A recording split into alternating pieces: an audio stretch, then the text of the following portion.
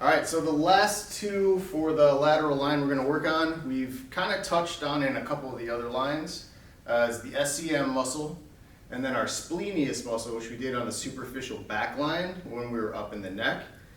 So for these, we're going to do a slight variation. So again, with the SCM, we were using our hand, and we were doing that pincher grasp where we find our point. And before we were going into flexion, extension, rotation. Now what we're going to do is actually pin that tissue, and we're going to rotate the head to the side. So it's called lateral flexion.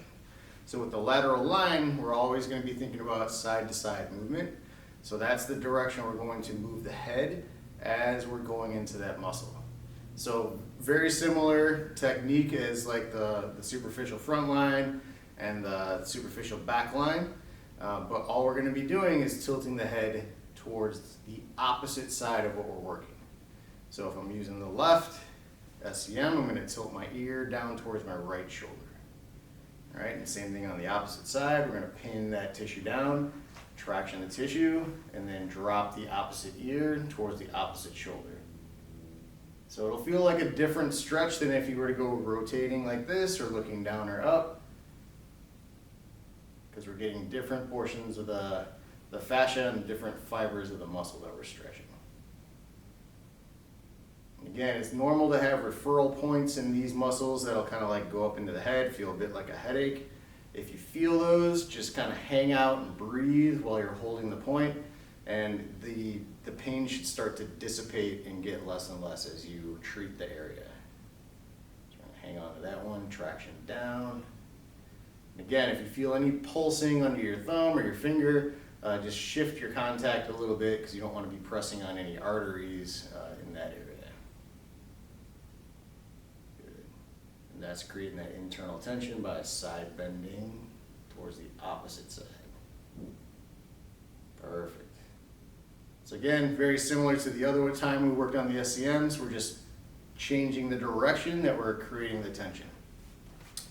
For the splenius muscle, we're going to go into that same position laying on our back.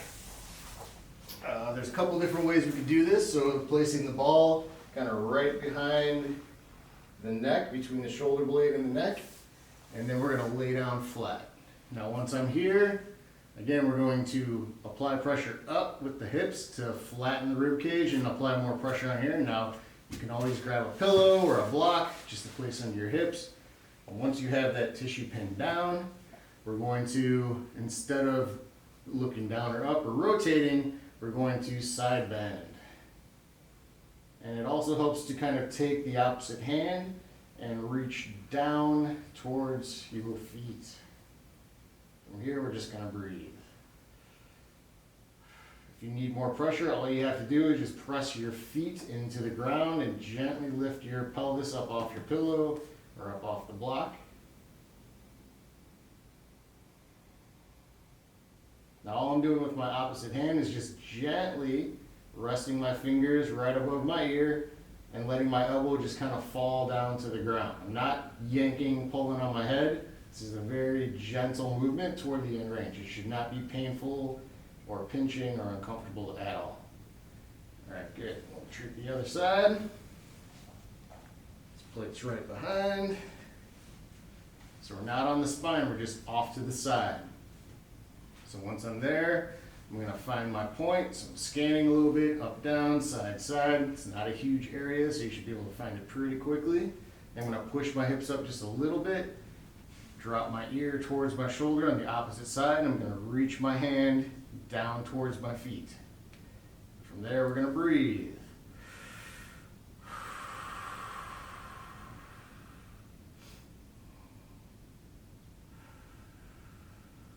So already I'm starting to feel that tenderness, that dull, achy, burning sensation. It's already starting to dissipate, so I'm going to put a little more pressure just to kind of try to remain around that 5 to 6 out of 10 on the pain scale.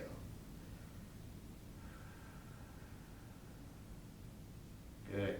And actively I'm reaching my fingertips down and I'm pushing my ear towards my shoulder on the side. I'm not pulling with my hand, this is just kind of supporting the position so it doesn't slide out of it too quick. easy. Now coming out from our laying down position, we'll roll to our side, push into our hand, and try to get up into a kneeling position, and we'll stand from there. So that's it, lateral line. You guys did good, kept with it. Be safe with this one, and keep up the good work.